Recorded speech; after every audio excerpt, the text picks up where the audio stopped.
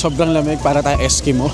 Kung napanood nyo, yung Home Alone 2. So this is the exact spot nung photo na yon ni Kevin. So yun guys, we're here sa Nintendo Store. Ayan, so syempre, as a Pokemon fan, Liberty Pikachu plush. Grabe yung trunk building ng Louis Vuitton, mga ma'am sir. So they don't have the original blue one. Sold out na daw yun. We also have this Trader Joe's Filipino style chicken adobo. So ito yung perks kapag merong lokal. Meron na akong instant tour guide. Sino gusto mo shoutout?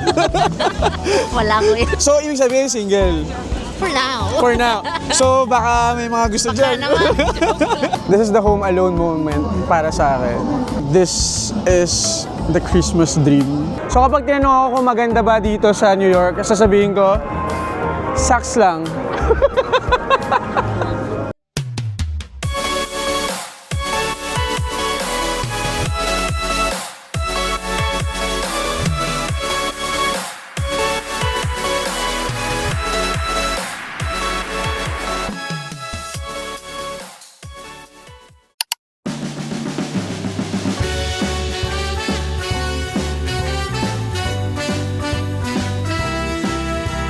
We are back here, mga ma'am, sir.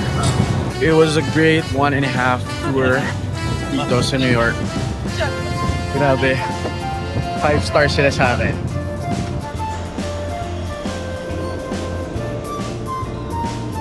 Sobrang lamig, para tayong Eskimo. Pero yun, papunta na ako ng Rockefeller Center area. Supposedly dapat pupunta ako ng MoMA, kaso hindi ko pala na-book. Hindi na pwede yung same day doon sa Klook Pass. Hindi tayo umabot. Akala ko kasi pwede pa. Hindi ko kasi alam kung anong oras ako matatapos doon sa cruise. Or kung maaabutan ko if ever magbuka ako ng 4. So basically, buti hindi ko binook yung 4 kasi hindi aabot. Hanggang 5:30 lang siya. Ayan, nakita ko na yung Radio City Music Hall. So kung familiar kayo doon sa, kung napanood nyo, yung Home Alone 2. Ito yung spot na kung saan may picture si Kevin na ito yung background ng Radio City. Sobrang iconic. So, dyan din nagpa-perform yung Rockets. Ayan yung show. Gusto ko din sana silang panoorin. Kaso mahal na yung ticket na nakita ko. So, hindi na kayanin ng bulsa natin. But, yeah. This is Radio City Music Hall featuring The Rockets. Sayang kasi 100th year nila ngayon. Maganda yung Christmas Spectacular show nila sa or special. Pero, ayun, medyo mahal lang yung tickets. So, let's try to recreate that shot. Ang dami ng tao, nakakaya. Mamaya na pala.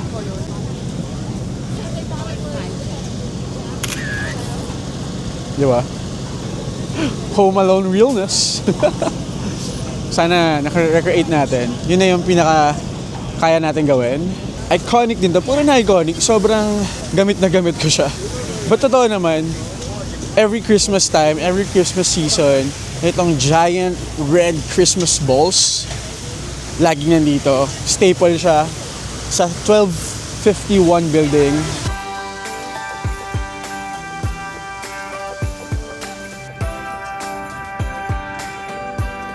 There's also a Christmas market going on here. Sa tapat niya, they're selling Christmas decors na pangsabit sa Christmas tree. Really nice. Ganda. Okay. Trump ducky. Why not? Lol. Tama ba? Si Trump nga ba yan? Ito pala siya. Ayan. O, diba? Ito cute. Yung Statue of Liberty na ducky. Rubber ducky. Ayan. Mas cute daw kaysa dun sa isa. Ito. Cute din.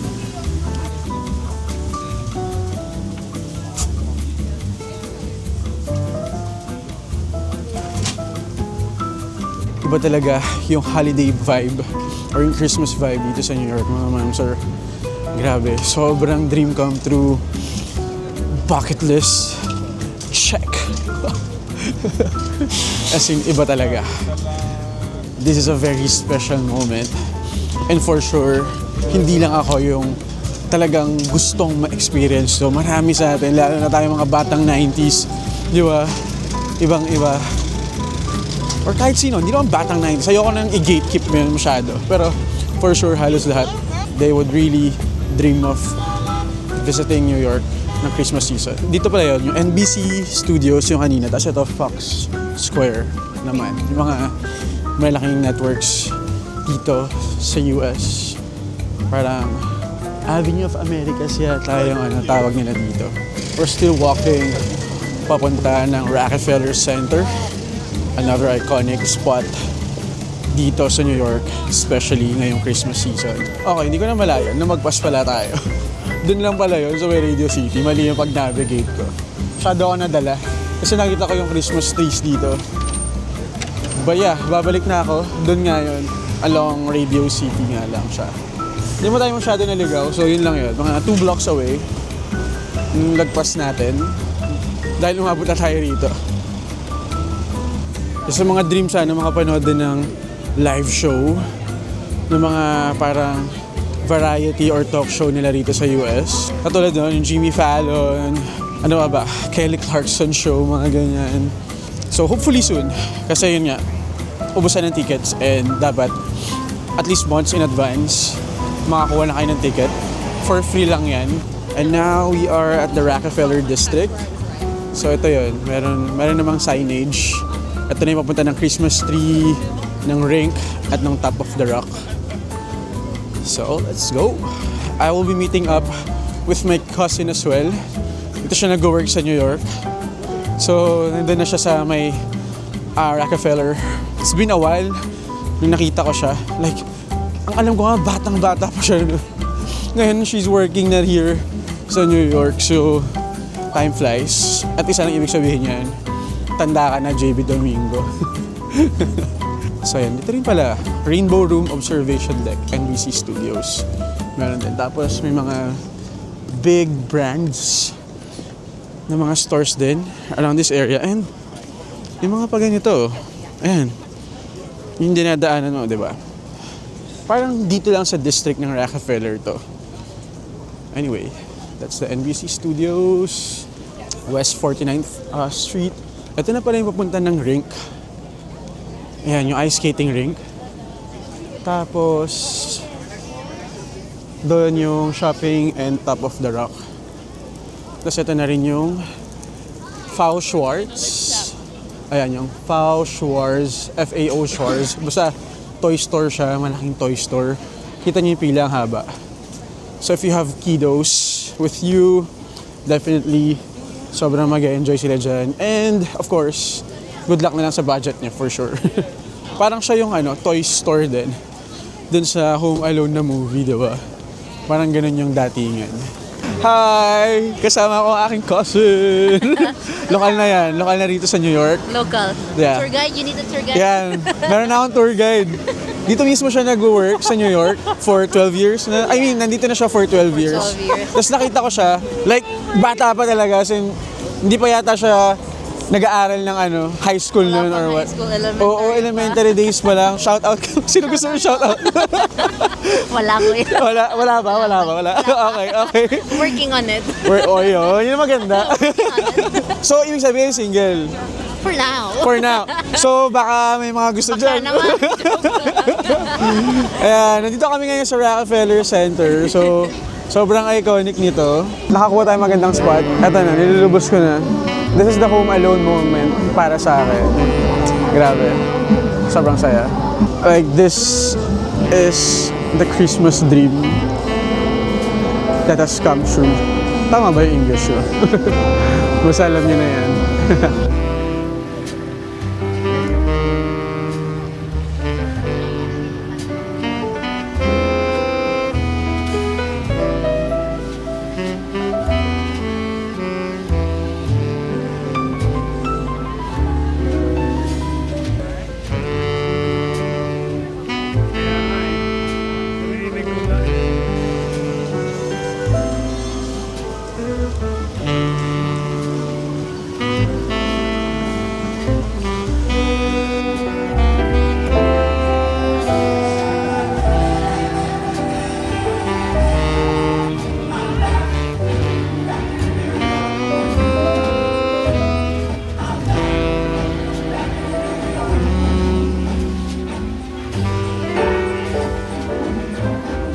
So yun, we're now here sa 5th Avenue.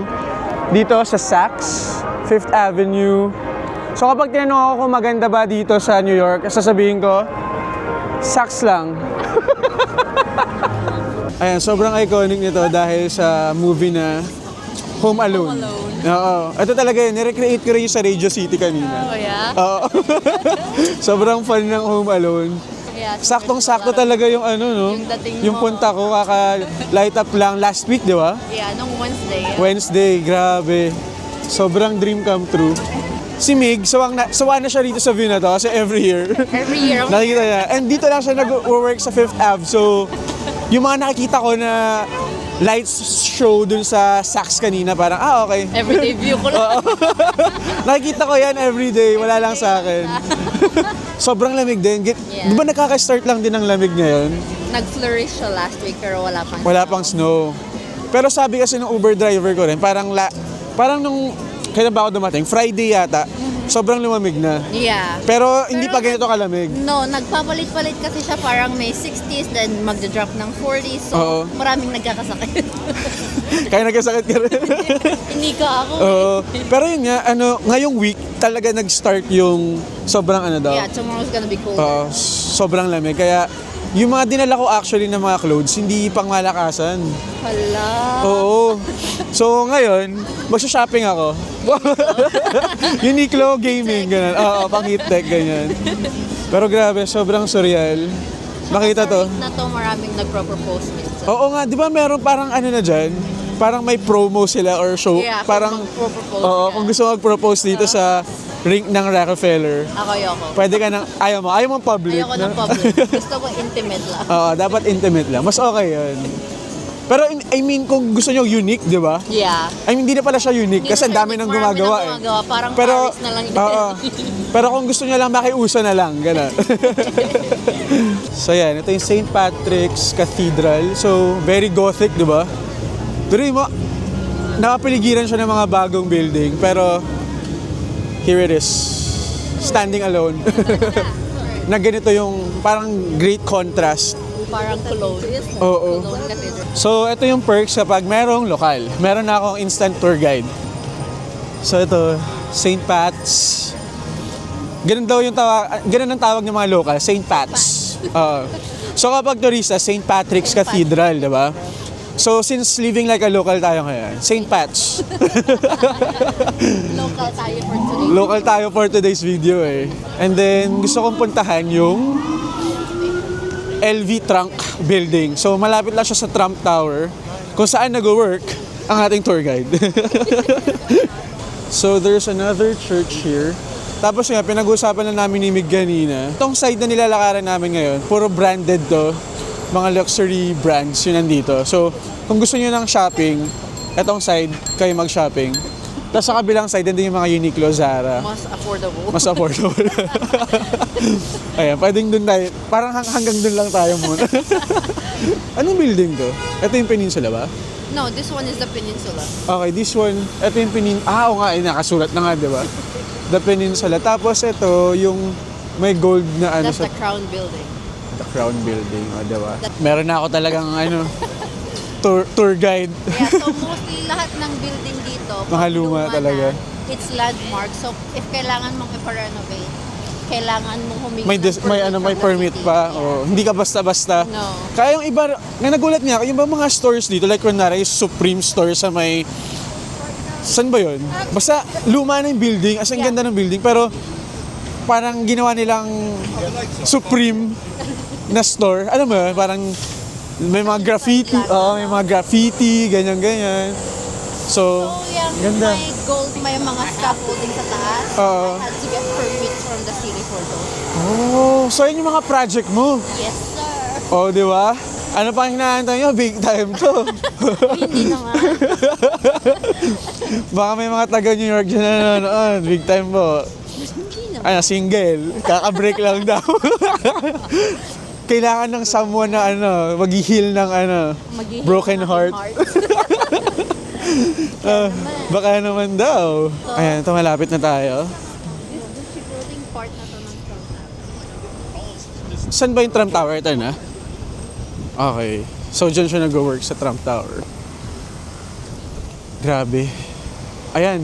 Hindi. Itong side na to, pang mayaman na. May Prada na eh. Ito na yung Trump Tower.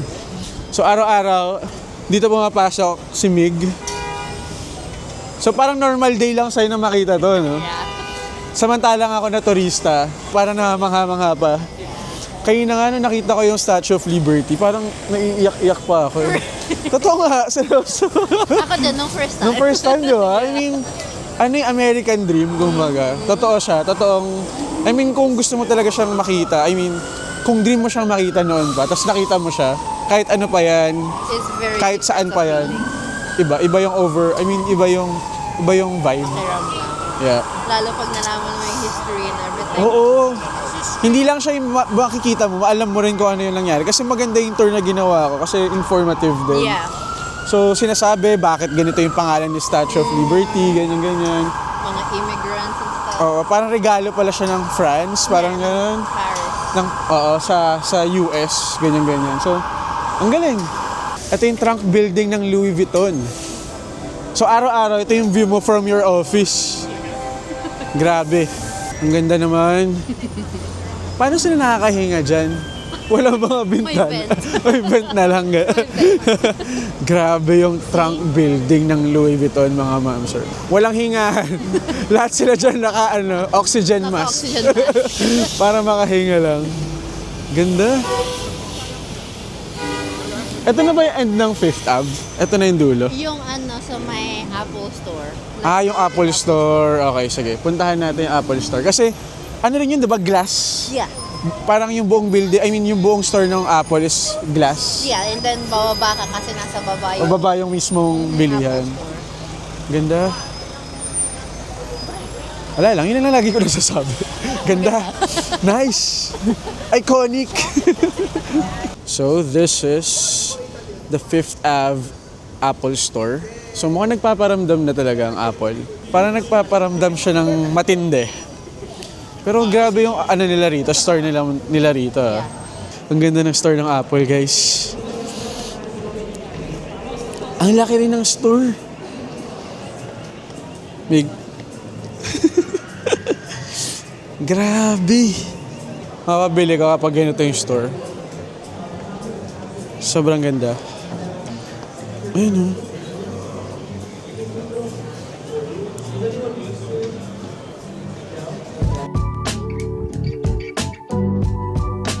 So yun guys, we're here sa Nintendo Store. As a Pokemon fan, kailangan natin siya puntahan. Actually, dati siyang Pokemon Center. Pero ginawa na lang nilang Nintendo Store. So, let's go check.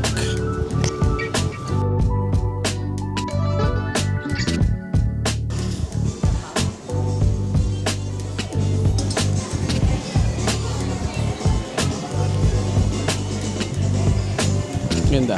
Pero magkano naman kaya ang presyo nito? Ano naman natin? Ba't ba ako naka-gloves pa? 25. Pwede na. Pwede na. Pero mahal pa rin. Pwede na. So yun, let's go up. Alam ko sa second floor yung Pokemon merch nila rito. There's Toad and Luigi. Meron kasing exclusive merchandise dito na Pikachu na Statue of Liberty ang design. So, ngayon yung habol natin. Let's see. Sana meron pa. There you go!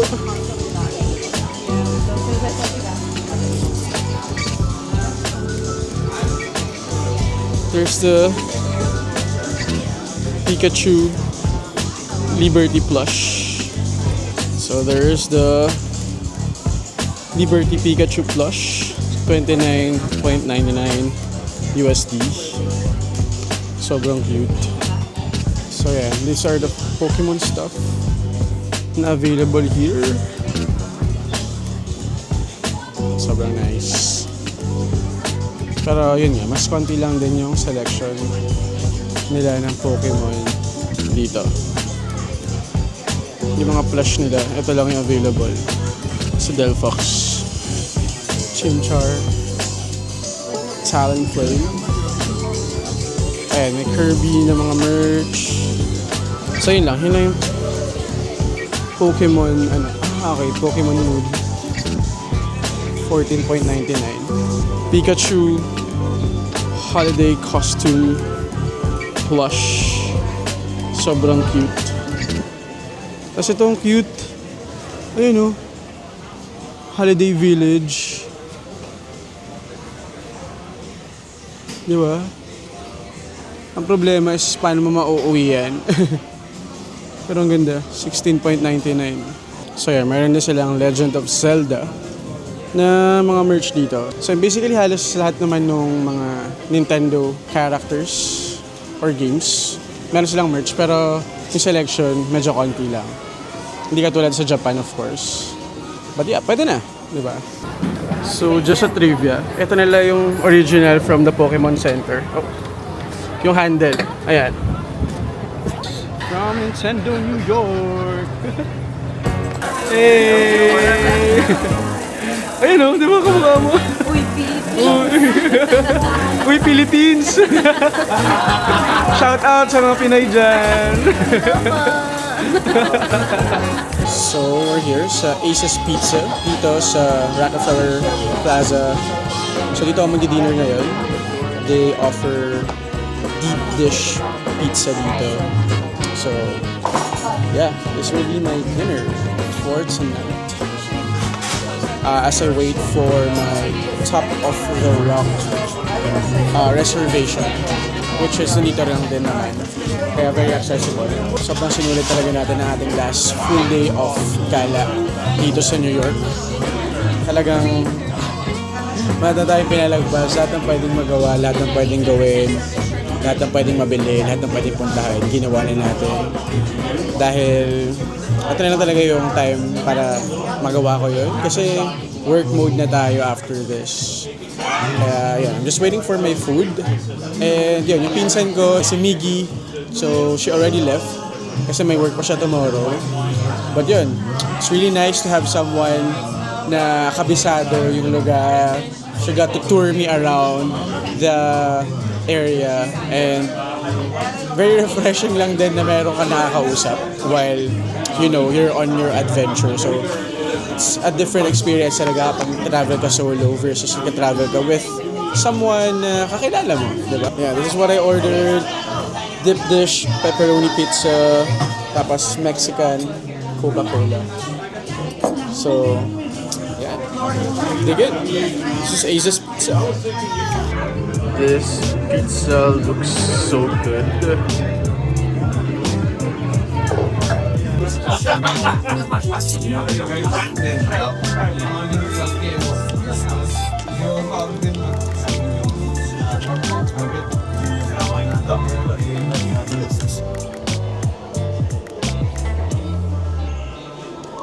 Unfortunately, na-cancel yung reservation natin dun sa Top of the Rock. Seems like hindi natanggap or hindi na nag-push through yung reservation kanina. Maybe because too late na ako nag-reserve din dun sa Klook Pass. Kaya yun, minove ko na lang siya tomorrow night kasi may time pa naman ng gabi. Hanggang 11 PM naman yung Top of the Rock. Ayan, medyo nakakalungkot pero ayokong sirain yung araw dahil sobrang mas maraming magagandang nangyari today. And for me siguro it's a sign na magpahinga na. Because tomorrow is another day here in New York. And for now, yeah, I'll be heading back dun sa hotel. Lalakarin ko na lang from here. Walkable naman.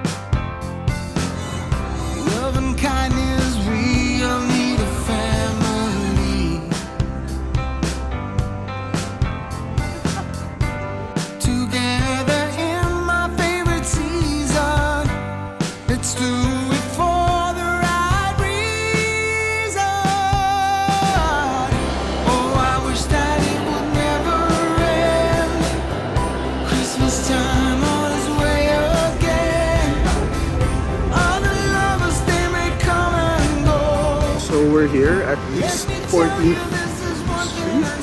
Yeah, para puntahan doon Trader Joe's. So, meron kasing pabilin sila na yung pa-tote bag.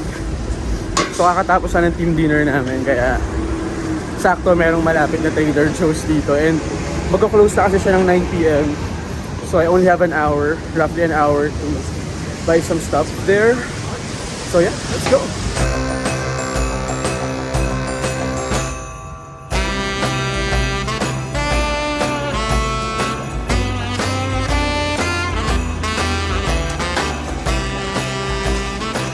Pinakabili ni Love. Ito ang mga seasoning. Alam mo talagang trentahin eh. Mga ganito rin gustong pasalubong. So ito yung umami. Tapos yung chili lime. Try natin chili lime. Ayan, this one. Yep. Right, so mission accomplished sa mga seasoning na pabilin niya. So ito yan. Tatlo. Everything but the bagel sesame ito isa. This is ayan, puro $1.99. So they also have this. They also have this Trader Joe's Filipino style chicken adobo. For $29. They also have this hold the cone tips, waffle cone tips. This one is $4.49. Foreign tayo ito. Gusto ni Love ng mga ganito eh. So here's another bilin from Love. Ayan, yung ultra moisturizing hand cream nila, $4.99. Kuha tayong dalawa. So yeah, here's another staple dito sa Trader Joe's. Yung mga palaman nila. Almond butter, peanut butter with honey. Ito organic creamy peanut butter. I'm not sure if gusto ni Love ng ganito. Tanong ko siya. So they don't have the original blue one. Sold out na daw yun. So meron sila ito yung Christmas edition. This is $3.99 reusable na tote bag. So ayan, status symbol daw to ngayon. Kung nakaganyan ka. Pero ayan, bilhin to ni Love. Tapos yung iba, pampasalubong natin. So yun, the staff was kind enough na ikuha na ako ng bag bago pa siya ma-sold out. Kasi doon pa siya sa checkout pwedeng makuha. So yun, tatlo na lang pinakuha ko. And buti na lang. Kasi baka haba ng pila ngayon, so baka pagdating ko doon, ubos na. Kaya mas okay na, na-secure na natin yung goods. So makakauwi na ako, papasukin ako ni Love ng bahay kasi andito yung mga bilin niya. So yeah, this is the key situation, haba. Well, magsasara na kasi sila, kaya siguro nag-cram na rin yung mga tao. But yeah, so far, ang nabili natin, nasa dito sa mga tote bag na to. Ayun nga, yung hand cream. Tapos, ito mga hand sanitizer. Mura lang naman, pampasalubong. Mga chocolates. Ayan, ito. Yung crispy rice, milk chocolate bar. Then ito yung mga seasoning ni Love na bilhin niya. Hand cream ulit. Ayan. I had fun in Japan. I had fun like in Korea, but New York is different. It's a culture, it's a people. Yeah. See ya. Yeah, you too. Bye. Got the goods. That was fun. First time sa Trader Joe's, hindi ako masyadong nag-vlog. Medyo magsasara na sila. Tapos yun, okay naman yung ating naging experience. Dami lang good finds doon and hopefully makabalik pa tayo ulit. But yeah, meron din pala ritong time out market dito sa 14th, East 14th Street. Ngayon ko lang siya nalaman. And then may Chipotle. Ito lang kasi yung pinakamalapit. I mean, from the restaurant na kinainan namin, which is Goop Shop. It's an Indian, fancy Indian restaurant na sobrang lahat masarap ng food. So yan, may Chipotle. Tapos may Joe's Pizza pala, katabi ng Trader Joe's din. Ayan, marami na pala rito. Sa Union Square to. Malapit. And then, yun, kita na rin yung Chrysler Building ba yun? From here. Ayan, tapos ano lang ako, mag-metro na lang tayo pabalik ng Bryant Park.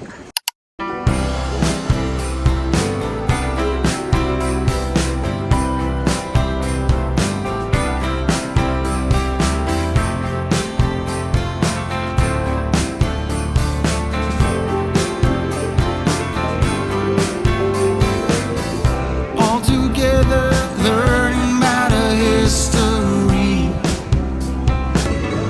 So I got my hot cocoa from Waffles and Green Juice dito sa Bryant Park Inter Village.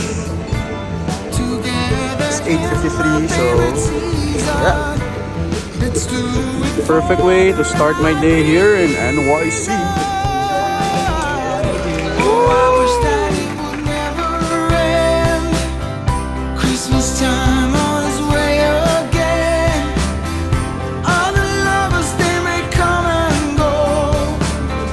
Let me tell you, this is one thing I know. There will never be another one. Me and you in the midnight sun. It's funny now, I see it crystal clear. I'm sure that it must be this time of the year. Surely I've been the owner of a lonely heart. I did my best and knew just how to play my part. Together in my favorite season, let's do it for the right reason.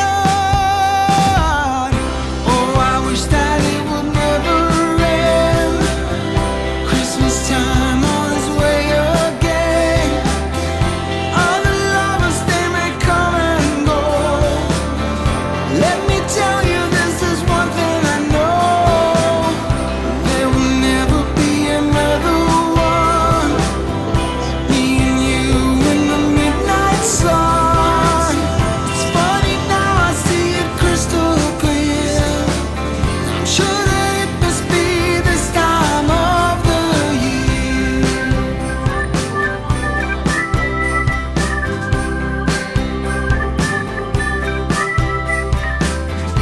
Dollars. It's $8. I think. Yeah, I think that's true. There will never be another one.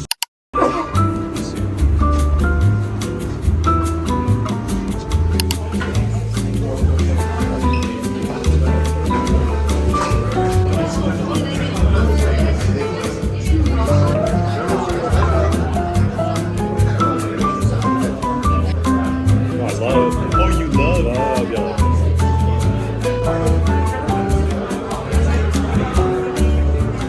You don't like it or? No, like last time at first I... Dito ko na rin tatapusin ang ating vlog for today. Mga ma'am, sir, maraming salamat. Again, this has been a very magical at very interesting day. Dahil finally, napuntahan natin yung mga iconic spots dito sa NYC. This has been JB Domingo. Stay safe, God bless, and adios! Thanks mga ma'am, sir. Love you.